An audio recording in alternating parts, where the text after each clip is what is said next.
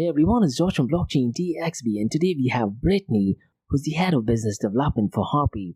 And listen, guys, if you're someone who's recently gotten into the world of cryptocurrency, I'm pretty much sure you're aware of the different scams, hacks, and theft in the cryptocurrency space. And if you're an OG, I'm pretty much sure you know how to protect your assets.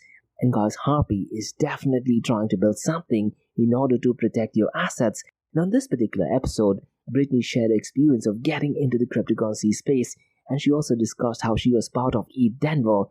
Now, what I really liked in this episode, guys, is Brittany clearly explained what is Harpie and what is it that they are trying to build. She went ahead and explained some technical details about the on-chain firewall that they're building, and they're doing that for enterprise-level customers as well. So definitely check it out. We also discussed the future of central bank digital currencies, and can Harpie offer similar solutions? And guys, listen, if you're someone who's an OG in the Bitcoin or cryptocurrency space, I think you would definitely agree that you are most vulnerable to attacks as well. And Brittany did share some crucial piece of information where she went ahead and explained some of the chief technology officers who are prime targets. And also, guys, if you look at the number of airdrops taken in, they are susceptible to a lot of scams and hacks.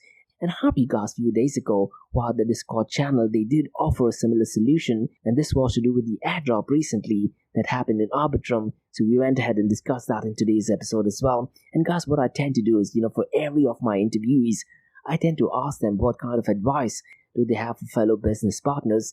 But what Brittany said is something completely unique, and I definitely do appreciate what she said. Now, we also discussed the future of cryptocurrencies and metaverse on the larger time horizon. So let me know what your thoughts on that are. And guys, towards the end, we also discussed what she does for work-life balance. We also discussed the passion for music. Now guys, what I really liked about this interview and what Harpie is doing is they're trying to build things that are going to protect you from hacks, scams, and thefts. So definitely check it out. And if you do want to get in touch with Harpie, all of their contact details are in the show notes below. The website is in the show notes below. The Discord channel is in the show notes below. The Twitter ID is in the show notes below as well. Now, if you do have any feedback or suggestions, mention them in the comments below, or drop me an email to info@blockchaindxb.com or info@area2071.com. So check this out and let me know what your thoughts are. Firstly, Brittany, thank you so very much for taking your time, and really appreciate you talking to me and sharing your knowledge and information about yourself and Harpie.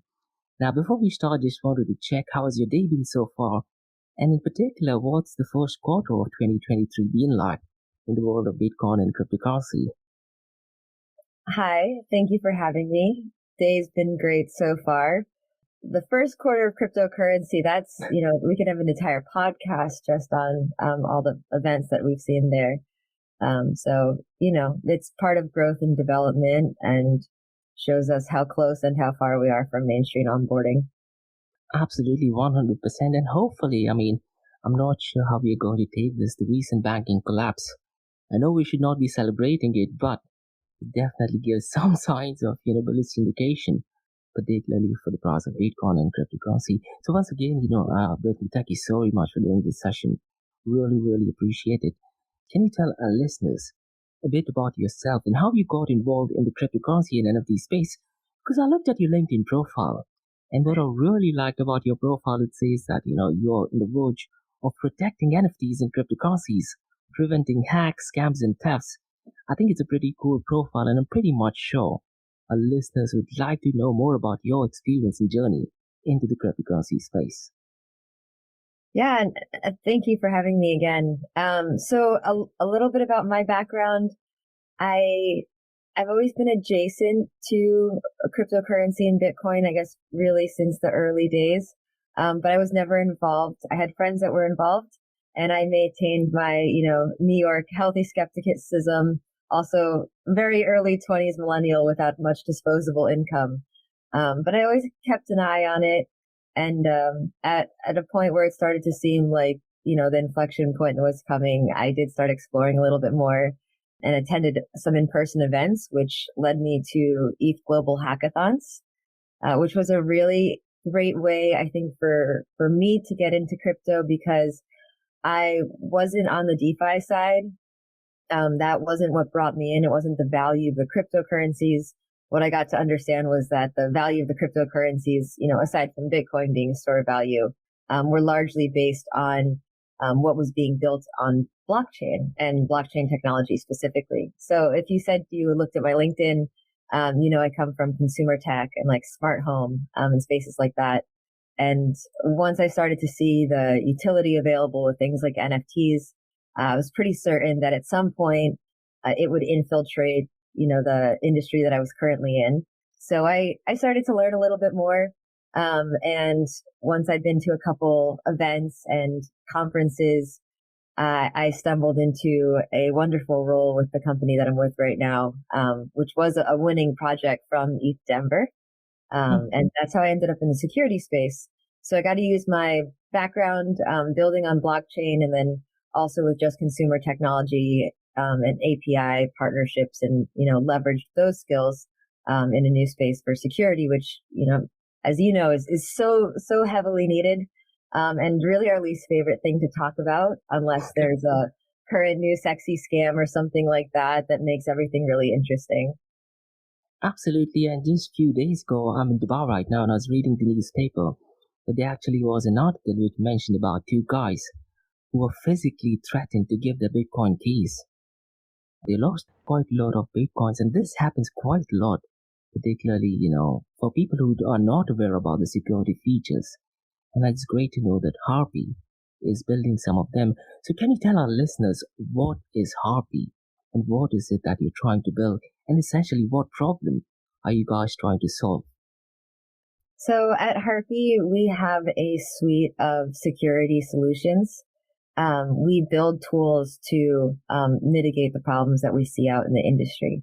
So the first solution that we built was a firewall, which allowed you to build a trusted network for your wallet, which meant that if any sort of assets were leaving your wallet to somewhere you deemed not okay. So if you had been physically accosted and somebody says, sign this transaction, and you sign that transaction, if the wallet that it's going to is not actually any of the wallets that you specified, it would get siloed into a vault.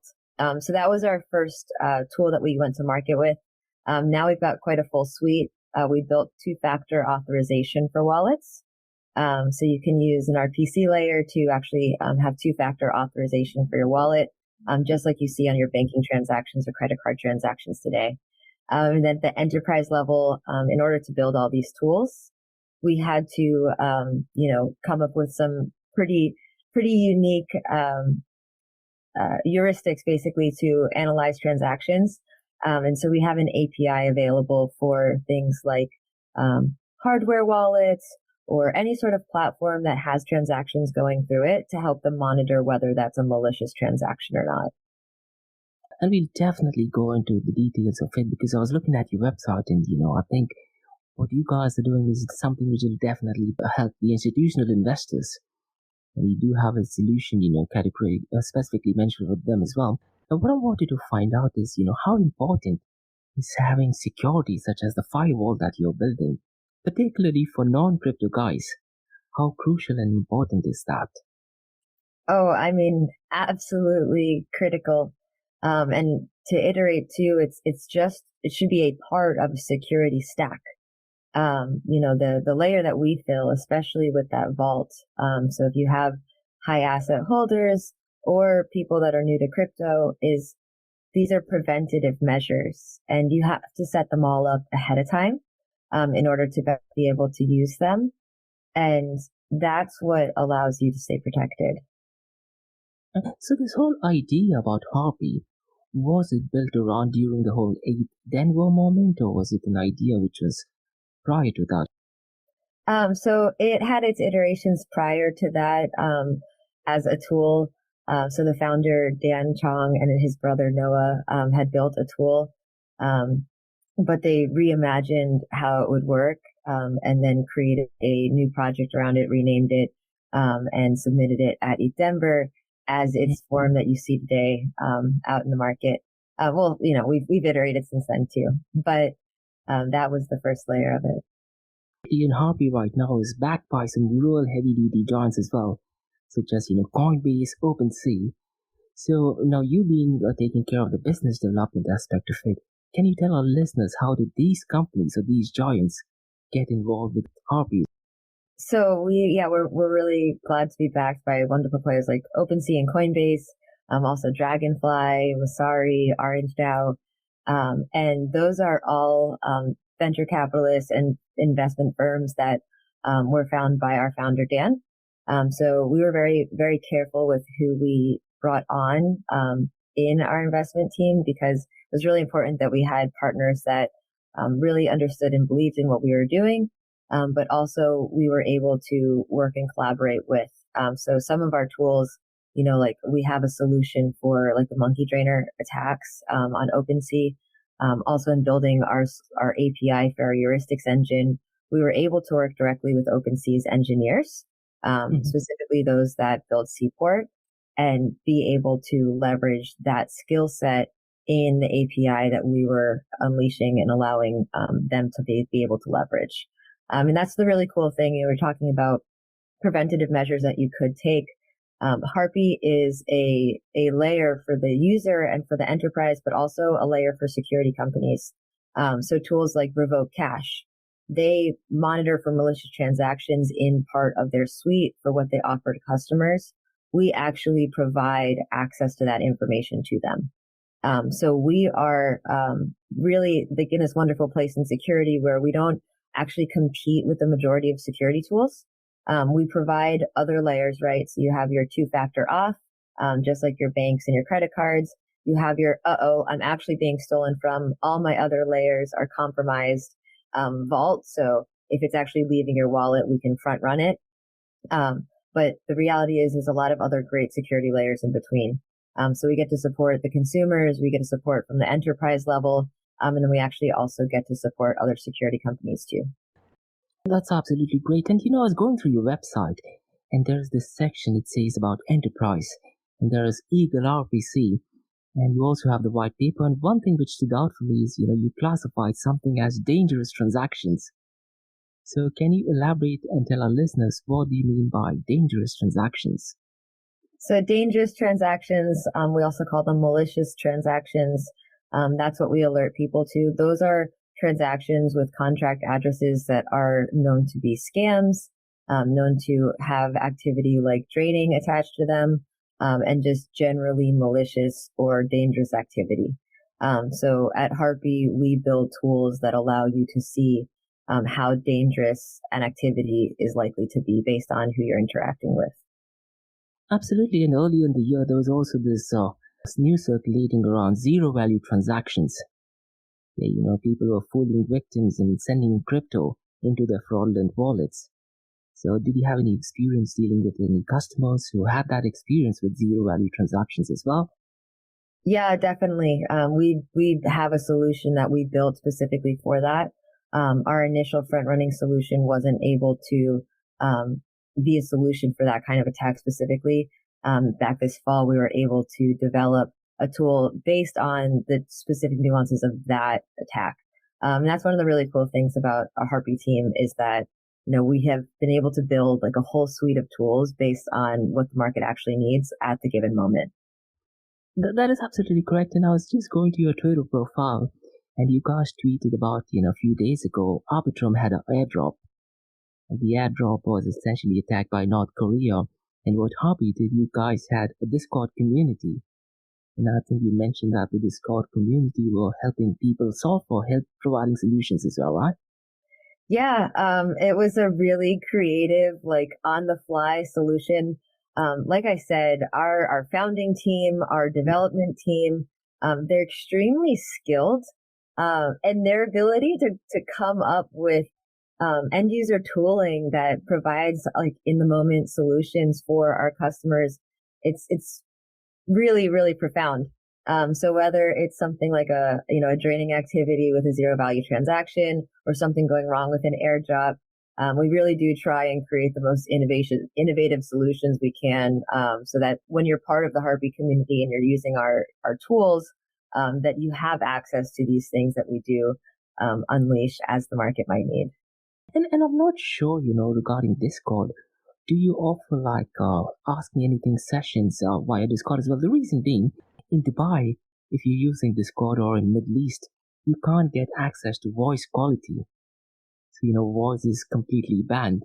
So I'm not sure if you guys have asked me anything sessions via Discord as well, or Well, wait, so you can't get access to voice on Discord? Okay, really?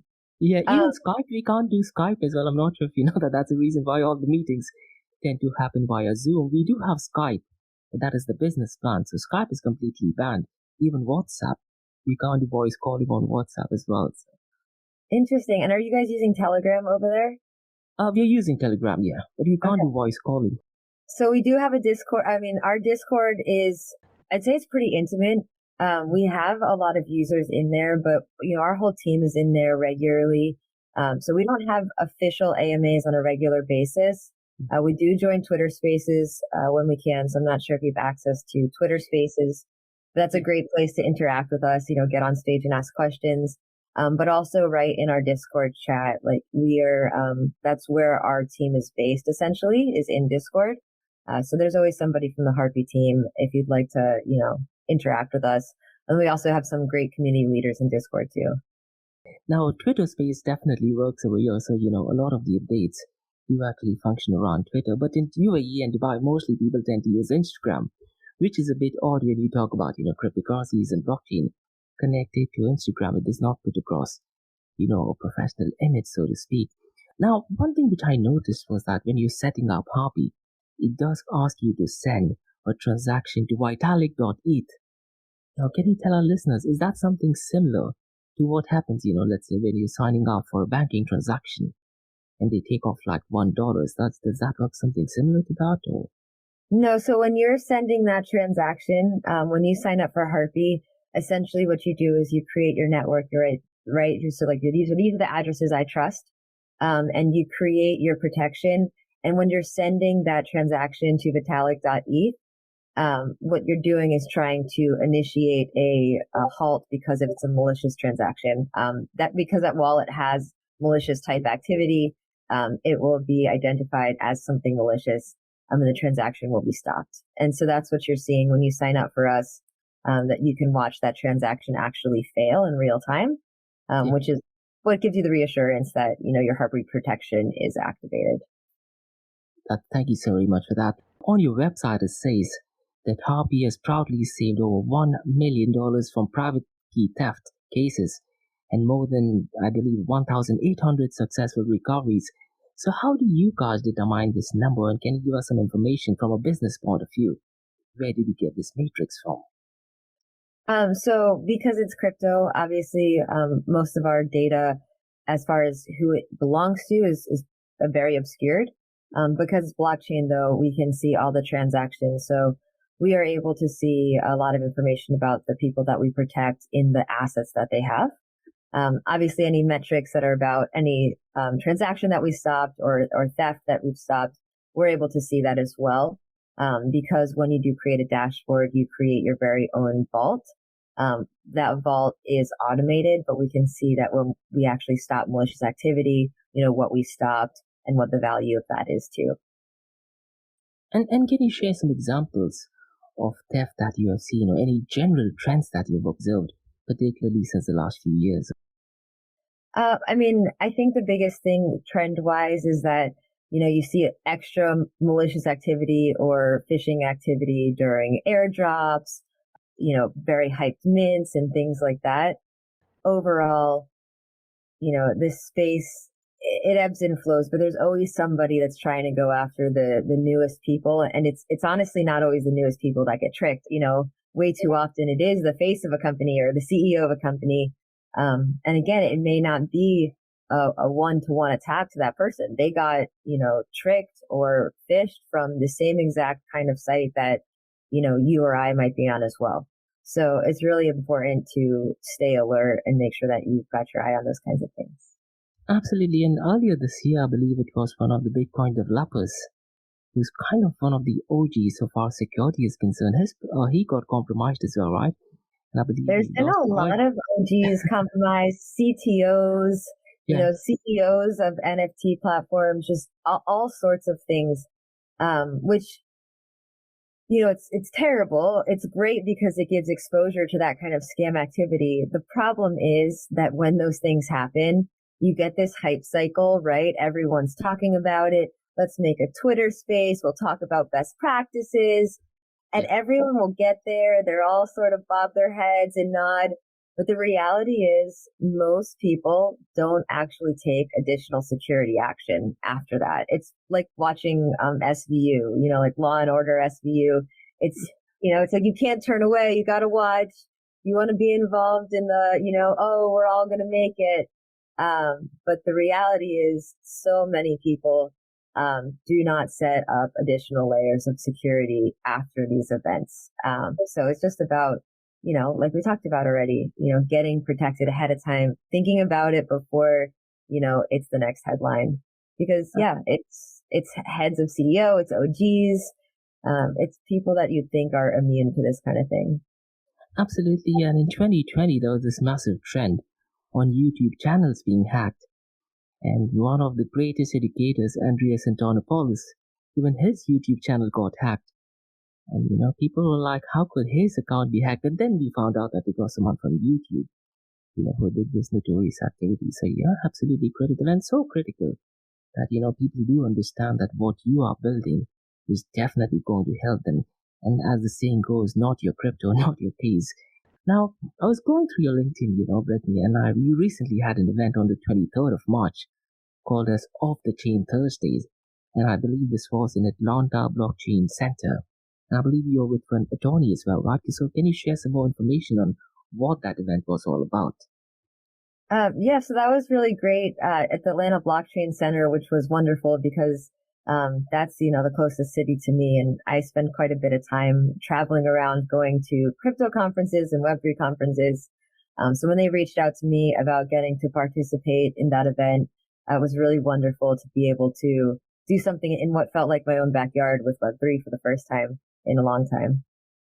And are the plans of you to visit Dubai as well to give out some kind of, maybe some session or represent maybe Harpie on any of the events? In Dubai right now? Yeah. So right now I don't have any Dubai on my schedule, but in true Web3 fashion, I'm only, about 90 days out on what we'll actually be doing. I will be in Austin, Texas, though, for Consensus. I will be in New York actually in about 7 days for NFT NYC. Then goes Consensus. I'll be back in Atlanta for Immutable, which was involved with the Atlanta Blockchain Center. That will be at the end of May. And then shortly after, that same weekend, I believe, is also AWE in Santa Clara, California. So no Dubai on the current schedule. Don't know what the rest of 23 looks like yet. Yeah, and in Dubai, we live the lives based on, the ruling government party. And one of the visions of Sheikh Hamdan, you might have seen him probably on YouTube videos, is for Dubai to be the #1 city in the world so far as Web3 is concerned. And he wants to be the top trend city in the world so far as Metaverse is concerned, and we'll definitely have a few questions surrounding that later on. Now, for an average user who are, let's say, not into cryptocurrencies, but they do own a lot of cryptocurrencies, and I'm talking about high net worthy individuals, or maybe even some influencers, what is the message that you have for them? For influencers specifically, I would just like to share and ask that, all information, that you get the benefit of sharing with an audience, especially a large audience that looks up to you, that you triangulate that information. And that you also consider, is your incentive outweighing the risk of possibly sending your users into something that can make them susceptible to risk? High net worth individuals, just anybody in general, take security precautions with your crypto. Whether you're using our tools, we have wonderful 2-factor authorization tools that sort of prevent you on the front end. And then the firewall, which, if your assets are being stolen from you, prevent theft on the back end. Whether it's our tools or not, to create that security stack, to know what is your security stack. And then, consider adding to it when you see these events of theft, but at least have one to start, even if it's just 2 or 3 things. Absolutely, and that is so critical. And on your website, you have a white paper as well, and I do believe I read it, that your white paper has been audited by a few companies. Can you tell our listeners, the names of the audited firms that actually audited the white paper, if you remember them. Yes, so the white paper is what we launched to describe our project and to build it and also to raise around it. The audit is actually on our smart contracts themselves. So we have a CertiK audit on the smart contracts ourselves. And that means that they've gone through our contracts very thoroughly. They've looked very meticulously at the actions on them, that there's been a panel of people reviewing this, and that to the best of their knowledge, they have alerted us of any flaws or anything, and that we've addressed those to the level that they ask. So a smart contract audit is extremely important, especially if you're dealing with security companies. It's worth it to make sure that they've invested in those actions, because it may not be malicious. They may not be meaning to leave themselves vulnerable, but it happens all the time. You said you were on our Twitter. You could see what happened with SafeMoon. People are made vulnerable or are found to be vulnerable, and the time to have that happen is during an audit. It's not when your product's live and your customers are at risk. So let's see, Harpie, the services, is that available only on laptop and computers, or is that available on mobile phone services as well? That's a really good question. It's designed to be set up on your laptop. It's not something that you need to access regularly or change. So you'll want to set it up at your laptop, but you'll still be protected by Harpie if you're using your wallet through your phone or anything like that. Perfect. So the initial setup needs to be done on the computer or laptop. Now, Brittany, right now there's this massive hype building around central bank digital currencies. Now, whether we love it or hate it, central bank digital currencies are definitely going to kick in 3 to 5 years down the line. And I'm pretty much sure it's definitely going to gain some momentum. Now, from Harpie's business point of view, are there any plans to expand into that area as well, where you protect, central bank digital currency as well? I'd say the extent of Harpie is just security in general. Today, we are built to protect things on Ethereum. We do have the ability to expand to other protocols. Because of the size of our team, we've decided to maintain our position on Ethereum, likely until another protocol needs us to be building there. Just because the amount of assets available on Ethereum, there means the most vulnerable assets are on Ethereum at this moment. So we could end up protecting CBDCs, especially if they are built on Ethereum. The centralized nature means they'll probably be built on a bank's network, though. So we could implement our actions on their blockchain to help protect them if that's something that they needed. But like you said, CBDCs are essentially inevitable. They're being designed. It's, part of being in blockchain is understanding really the infinite ability of the technology that we're developing on.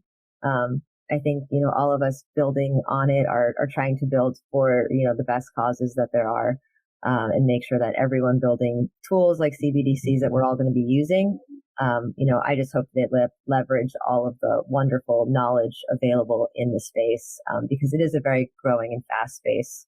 And it would be really a unique experience for the first time everyone uses a digital asset, what that's going to be like. Absolutely, 100%. And now with Ethereum Shanghai upgrade to be kicking in, probably by the 12th of April, isn't it?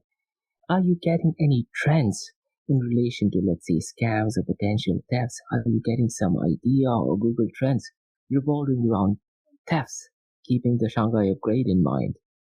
Around the Shanghai upgrade specifically, I can't speak to any threats that we've identified or made public at this point. I would say that we are acting more to make to make more easily accessible the malicious API that we do have. So we want to make it easier for users to find these scams and threats. So today I don't have anything specific to announce, but with the upgrade, an account abstraction, there's all sorts of new conversations and new threats that haven't even been created will be there, of course. And lately, there's this massive hype surrounding metaverse. Now, what I strongly feel the area where Web 3.2 merges with metaverse is the area of logging in. So let's say rather than using your email address, if you were to use, let's say, your private key, or your Ethereum address. That is one area which I feel Web2 merges. Now, are there any plans of Harpie? Let's say have any partnership plans with, let's say, Decentraland or Sandbox? The tools that we build are definitely useful for the gaming industry and gaming platforms in general, especially in any metaverse type experience that they're leveraging, wallet and blockchain technology to create that transactional nature and that experience. So yes, definitely. When we build our tools, we build with that in mind. We have some wonderful partnerships with gaming platforms like Azra Games is one of them. And we're able to protect their users and their users' NFTs through a partnership with them. So we'll also be at AWE speaking more with people involved with AR and XR on security measures to think of in advance, because absolutely you're adding a whole nother dimension to the ability and possibilities of scams and scammers when you add the metaverse and the visual interactive layer. And from, let's say, an average individual user's point of view, am I right in saying that you would charge me only after you've identified what the hack is? Am I getting that right, or do you charge upfront? So Harpie, our tools are free to use. If you use our Vault tool, it's free to set up. It's free to build your wallet and your trusted network. The only time you would get charged is if we've actually recovered one of your assets. So if someone did attempt to steal your assets were already leaving your wallet, and then we put those assets into a vault for you. It's a non-custodial vault, so only you have access to it. You would pay a 0.01 ETH recovery fee to get that asset back. If you look at our white paper, it does describe a 7% fee. That would be like 7% of floor price. But we were able to raise after that. And what we're really trying to do is prove the utility of the tools that we've built. And so with that, we launched with a 0.01 ETH recovery fee. And that is standard for enterprise as well, or is it different across? Yeah, so that's across the board. And the way that the smart contract is developed, we can't go up the price on you after you've created the protection or anything like that. That's one of the benefits of blockchain and the solution being on-chain.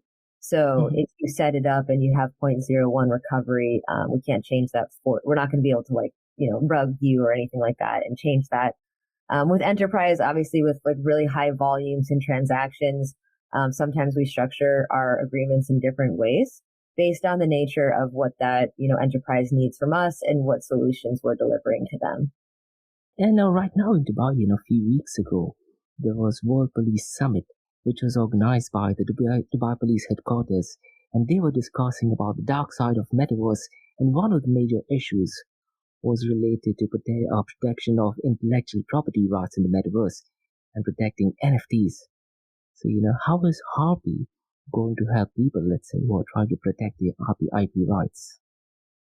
Well, if your IP rights are attached to a digital asset like an NFT, ultimately, yes, securing that with a vault protection means that if somebody tries to steal those IP rights, or somebody tries to steal any rights attached to an NFT, whether that's a deed, whether that's a digital, exchange of a product, Harpie is able to protect you with both that two-factor auth, which would protect you on the front end of that transaction, and then also that front-running and firewall protection on the other side.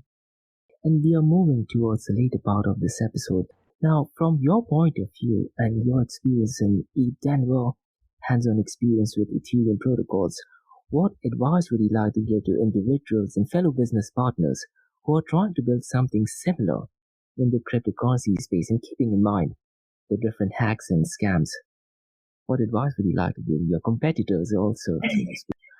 I would give anybody building security tools the advice of, see what's out there, see what solutions exist. Are there gaps? Can you support another security solution by offering an aspect that they either haven't considered or don't intend to protect their customers with, so that you can collaborate? Because I think in the security space, the less we try and undercut each other and the more we try and build tools that work like scaffolding, and hold our customers and their assets up for protection, the better that we'll all be. And if you're building anything in security, we like to collaborate. So you're welcome to give a go at our heuristics engine and see if our API is something that makes your tool better. That is beautifully said. The next question is something which we did talk about earlier on as well, and this is about Dubai being the hub for cryptocurrency and blockchain.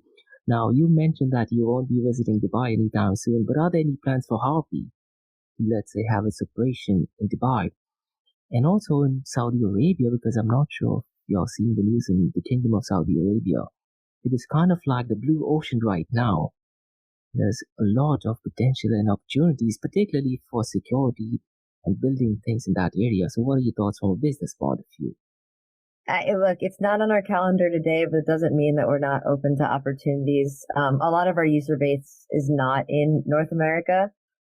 It's actually spread quite a bit throughout the world, including Asia. So yeah, I'm happy to come to Dubai and help collaborate. Our team does travel. We like supporting people. So if there's any large events in that area that we should be looking at, like, I'm happy to hear about it. Please let me know. And we'd love to help add security to the conversation anywhere, because it's not added enough. Oftentimes when it's there, there's maybe just one or two views of it. And it's really important that there's a lot of security content available so that there's something that's sticky with everybody that's there, and that somebody can give them a tool that they need. Now, from a business point of view, what are some of the challenges that you're facing? And let's say you're trying to explain what Harpie is offering to the end users. And right now, at least, the market is relatively better. But how was it working towards the end of 2022? I mean, the end of 2022 is really when we just started going, as a very young company.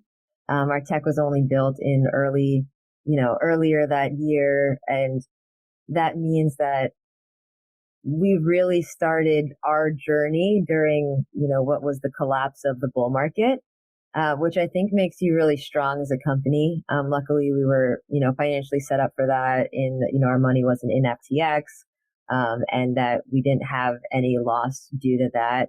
And our team was really able to sort of sink into the mentality of building the bear, that we were structured to get through the bear market, and that during this time we were going to build great relationships with, people in the space, build the tools that the space needed.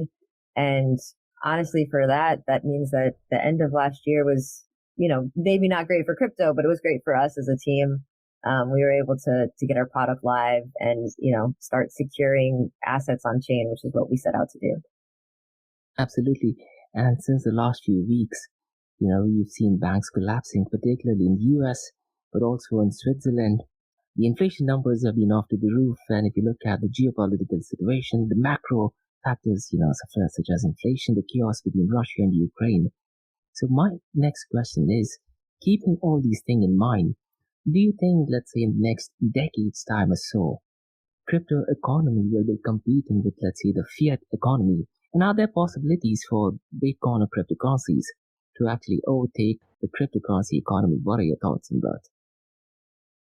I think it's very easy to be in our crypto world environments that let us think that mainstream adoption is just a couple steps away. Because for maybe our friends it is, but the reality is most people in the world are much farther than a couple steps away from crypto. So I do see, the possibility for an uptick in adoption for sure. But that still means we're going from fractions of a percent of the population to maybe, if we're lucky, a couple percent, but, maybe not even likely. So I think we will see more adoption. I think we'll see adoption faster than honestly we're ready for, which does become a security threat. When you have people coming on board without, proper awareness of the threats out there, it can be sort of ripe for attack. But besides that, we're still a ways off. Even if it's faster than we think, even if mainstream adoption is 3 years away, it's going to be on an inflection curve at that point. If we're really going to see 3 years and like, Bitcoin to the moon, it's going to be because it did this at 3 years. We don't have the infrastructure or tools for it right now. The most popular wallet browser extensions, still leave a lot to be desired. Just about everybody's vulnerable. Most people, can literally watch banks failing, and still not feel like they're more apt to custody their funds. And that may be true too. You can lose your key. So I think we're going to see a new thrust of excitement. I think we're going to see a lot of enthusiasm. I think we're going to see another innovation and development cycle. I think we're going to see the public and the government issue a lot of things, from, sort of like transport cards, digital currencies. I think we'll see a couple of those things crumble and fail and have to sort of go through a phoenix rebirth at some point. But yeah, I don't know. It's hard to, predict the future, especially when you're talking about crypto and, the speed at which that pace changes. But we're still a ways off from at least good mainstream adoption. I kind of agree to you because in 2013, that was the first time I attended a meetup on Bitcoin, and that point of time we said that, we are on the earlier stages of Bitcoin and cryptocurrencies, and even right now in 2023, almost a decade after that, with the same terminology being used that, we are still in the earlier stages. It's going to be really critical in keeping that in mind. We also have the invention of ChatGPT, GPT-4, keeping all these things in mind. And we talked about metaverse. What about metaverse? How far do you think metaverse is from mainstream adoption, where it replaces the use of, let's say, using mobile phones and us talking, let's say, via Zoom? We could have this podcast in the metaverse arena. What are your thoughts? How long would that take? This is probably a controversial answer, but I don't think that any mainstream adoption of the metaverse is coming sometime soon. I think metaverse experiences will, become much more normal, where you could, have some sort of experience in the metaverse. But I feel like if there's one thing COVID showed us and the return to in-person events is that people want in-person connection, and the metaverse doesn't replace that. So it might change how we do our current Zoom interactions. But like, I'll tell you, for somebody that's like so tech adept and so involved in tech and came from a different kind of tech, I'm pretty metaverse.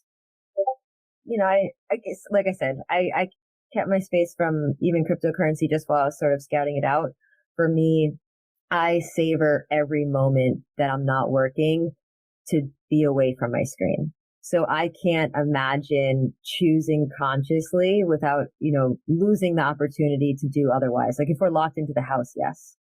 But I think we'll see metaverse change things like how we go to the mall. I think that metaverse might be the rebirth of like the mall type experience where you walk in there and there are experiences.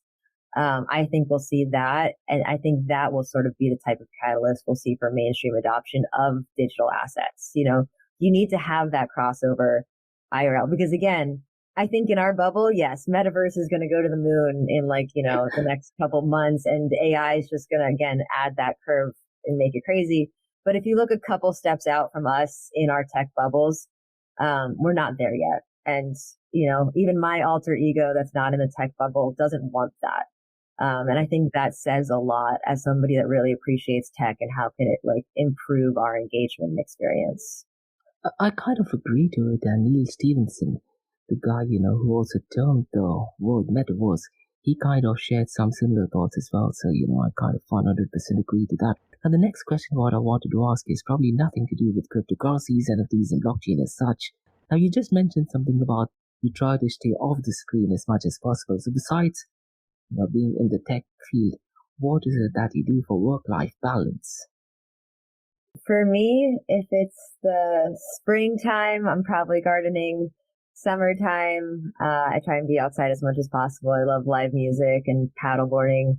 And in the winter, I am a sucker for some snow and a mountain. I'll ski, I'll snowboard, but I do try and find that balance, because especially working from your laptop, and your phone, it's so easy to not be able to peel away. And I find either having my hands physically dirty or my body moving fast on a mountain or submerged, where my phone could drop off my paddleboard. Those are the easiest ways to keep myself disconnected.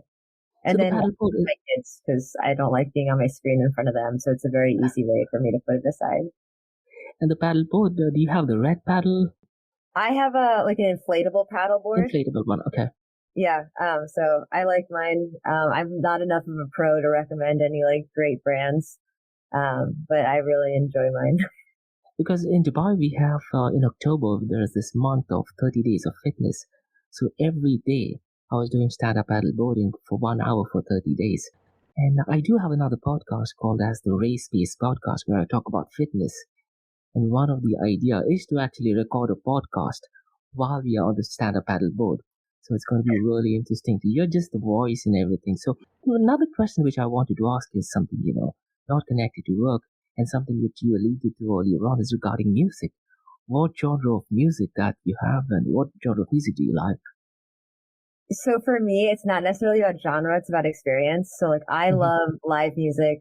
I came from the version of tech I came from started with hi-fi audio. So I have a really good appreciation for high quality speaker and reproduction of music. But for me, I'll literally like anything from bluegrass and country to pop and hip hop. I'll jam bands galore. Actually, it's blurred out, but everything behind me is largely concert posters. I really do enjoy just going to, and it's much harder now than it used to be. It used to be the easiest way to disconnect. You never had service during a 3-day music festival. But now everyone's building cell phone towers so people can get on Instagram. Absolutely, 100% agree to that. Thank you so very much, Brittany, for doing this podcast. Really appreciate you talking to me. Now, how can listeners get in touch with you and know more about Harpie? Yeah, thank you so much for having me. This has been a pleasure. And now I do really want to find a way to add Dubai to our agenda for 23. But to find Harpie, the easiest way is to go straight to our website. So it's www.harpie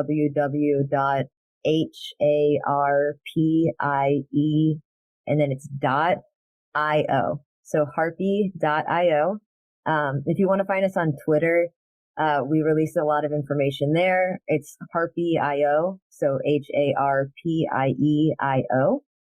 Same thing for Instagram. We do not do a lot of Instagram content right now. We'll probably start doing some more of that here soon. And then definitely our Discord, which if you go to our website, which is harpie.io, you can get onto our Discord as well. Absolutely brilliant. So what I'll do is, in the show notes below, I'll definitely go ahead and mention all of the contact details for Harpie. Thank you so very much, Brittany, for doing this. Really, really appreciate it. Thank you so much for having me. It's been a pleasure.